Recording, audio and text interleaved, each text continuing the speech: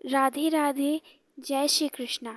आज मैं आप सभी को राधा कृष्ण की एक अनोखी लीला सुनाने वाली हूँ। तो चलिए शुरू करते हैं। आज श्री कृष्ण ने श्री जी से कहा कि हम आज मान लीला करते हैं। अब ये मान लीला क्या होती है? मान लीला को वन में जाके किया जाता है। इसका मतलब ये है, इस लीला में किशोरी जी या ठाकुर जी रूठेंगे ऐसे ही किसी बात पर, और जो बचेगा वो मान किए हुए को मनाएंगे। अक्सर श्री जी रूठती हैं और ठाकुर जी उन्हें मनाते हैं। एक बार लीला आती है कि ठाकुरानी ठाकुर जी से रूठ जाती हैं। तब ठाकुर जी बोले, आप रूठ क्यों गई? तो श्री जी बोली, अरे, जो आपने अपने गले में हार पहना है, इसमें जो मणि है, इसमें मुझे एक गोपी नज़र आ रही है। भला कौन सी गोपी इतनी सुंदर, जो मुझसे भी सुंदर हो, जो तुम्हारे जैसे काले कलूटे के पीछे पड़ गई है? इसके नेत्र कितने सुंदर हैं। इतने सुंदर नेत्र तो मेरे भी नहीं हैं। कितने अच्छा मुस्कुराती है। तभी ललिता सखी आती हैं। कही, क्या हुआ सखी, तुम रूठी क्यों हो? तो श्याम सुंदर बोले, जो मैंने अपने गले में हार पहना है, उसमें मणि है, जिसमें एक गोपी बनी है, जो कि तुम्हारी खुद राधा रानी है। कह रही हैं, गोपी मुझसे भी सुंदर है। ये कितना श्रृंगार भी अच्छा की है। इसकी मुस्कान भी कितनी सुंदर है।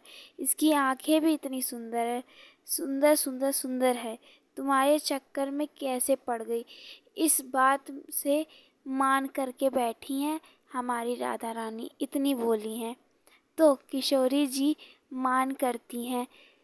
लेकिन एक दिन किशोरी जी ठाकुर जी से कहती हैं, आज आप मान कीजिए। तो ठाकुर जी बोले कि नहीं, आप ही मान कीजिए। अभी हम रूठेंगे तो आप कहाँ तक मुझे मनाएंगी? तो श्री जी बोली, नहीं, आप ही आज मान करेंगी। तो ठाकुर जी आज मान करके बैठ गए। तो श्री जी अब उनको मनाने में लग गई। श्री जी ने उनको स्वादिष्ट पकवान पवाया और उनके लिए नृत्य किया, श्रृंगार किया, तब भी नहीं माने। तो ठाकुर जी नहीं माने। तो मान लीला का नियम है कि सूर्यास्त के बाद मान लीला ख़त्म हो जाती है। अगर रूठे हुए व्यक्ति को दूसरे व्यक्ति ने मना लिया तो वो जीत गया। अगर नहीं मना पाया तो उसकी हार हो जाती है। लेकिन आज सूर्यास्त हो जाता है, श्याम सुंदर की विजय होती है। तो श्री जी बोली कि आप विजय हुए और हम हार गए।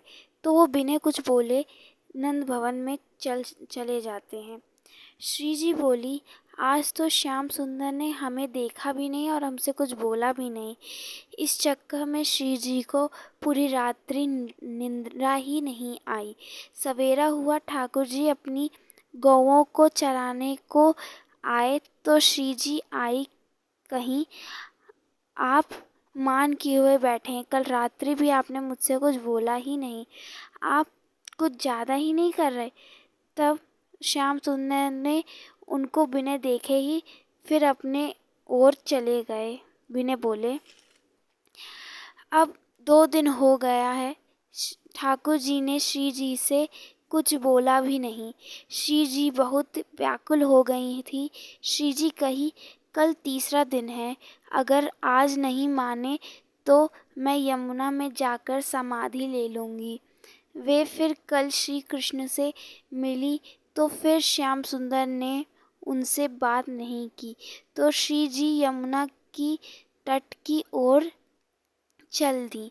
जब वे यमुना की जल में के पास गईं तो उनके नयन से जो अश्रु की बूंद थी वो यमुना के जल में गिरी तो पूरी यमुना का जल लाल पड़ गया। इतने में ही देवी यमुना प्राकट रूप में दिखी तो उन्होंने पूछा, श्री किशोरी जी, आपको किसने इतना परेशान किया जो आपके आंसुओं में इतना तप है? इतना इतना तप तो मेरे भ्राता यमराज किसी व्यक्ति को नरक में नहीं देते, जितना तप आपके हृदय के अंदर है। किसने आपको इतना वेदना पीड़ा दी? तो श्री जी बोली, अरे तुम्हारे जो श्याम सुंदर जी हैं, उन्होंने मुझसे 3 दिन से बात ही नहीं की है। वो मुझसे मान करके बैठे हैं, रीझ ही नहीं रहे हैं। तो यमुना जी कहीं, अरे कैसे हैं श्याम जी, जो हमारी श्यामा जू से बोल ही नहीं रहे हैं, इतना श्रम क्यों करा रहे हैं वो कहीं, रुको अभी मैं आती हूँ, बताती हूँ मैं श्याम सुंदर को। तो यमुना जी गई, उन्होंने श्याम सुंदर जैसा श्रृंगार किया, श्याम सुंदर जैसा पीताम्बरी, उनकी जैसी बांसुरी, जैसा श्याम सुंदर का मोर पंख वैसा उनका भी मोर पंख। और जैसे ही वो श्री जी के सामने आए तो श्री जी कही, अरे ठाकुर जी आप आ गए। यमुना जी कहीं, मैं नहीं ठाकुर जी हूँ, मैं यमुना जी हूँ। उन्होंने बहुत सी गोपियों को आपको बहुत पीड़ा वेदना दी है, अब उनको मैं बताती हूँ। तो वो श्री जी के पास से चली गई और उनकी चाल भी ठाकुर जी की ही तरह थी। जिस प्रकार श्याम सुंदर बैठते हैं चलते हैं, वैसे ही वो भी बैठती हैं चलती हैं। अब उनको श्याम सुंदर को दिखाना था तो वो श्याम सुंदर के पीछे चलने लग गई। श्याम सुंदर जी का जैसे नूपुर बजता है वैसे उनका भी नूपुर बजता है। तो श्याम सुंदर जी के कानों में नूपुर की ध्वनि गई तो उन्होंने पीछे देखा तो ये तो उनकी ही तरह चल रही थी। नूपुर की आवाज़ भी उन्हीं की तरह थी, पीताम्बरी भी वैसा ही था, श्रृंगार भी वैसा ही पूरी तरह था, दिख रहा था। तो श्याम सुंदर ने कहा कि भैया तुम कौन हो? तुमने मेरी तरह श्रृंगार किया है, मेरे जैसे वस्त्र पहने हैं। तो यमुना जी बोली, मैं श्याम सुंदर हूँ। तो श्याम सुंदर बोले, असली श्याम सुंदर मैं हूँ। तो यमुना जी बोली, प्रमाण दो। तो श्याम सुंदर बोले, तुम्हारे पास बंसी है? यमुना जी बोली, हाँ ये देखो। ठाकुर जी बोले, तुम्हें इसे बजाने आता है? तो यमुना जी ने उनसे भी अच्छी बांसुरी बजाई। तो ठाकुर जी बोले, तुम्हारे पास काली कमली है? तो यमुना जी ने अपनी काली कमली दिखाई। तो ठाकुर जी ने अपनी सारी वस्तुओं को दिखाया और ऐसे सब मिलाने लग गए। तो यमुना जी ने भी सब चीज़ अपनी दिखाने लगे। यमुना जी ने बोला, आप नकली श्याम सुंदर हैं। तो यमुना महारानी कही, मैं तुमसे अच्छी वंशी बजाती हूँ श्याम सुंदर के नकली रूप। अब ठाकुर जी बोले, क्या प्रमाण है? दो। यमुना जी बोली, चलो टेढ़ बजाओ। जिसकी टेढ़ बजने पर सारी गोपियाँ आ जाती हैं और जिसके बगल श्यामा जू खड़ी हो जाएंगी, वही असली श्याम सुंदर है।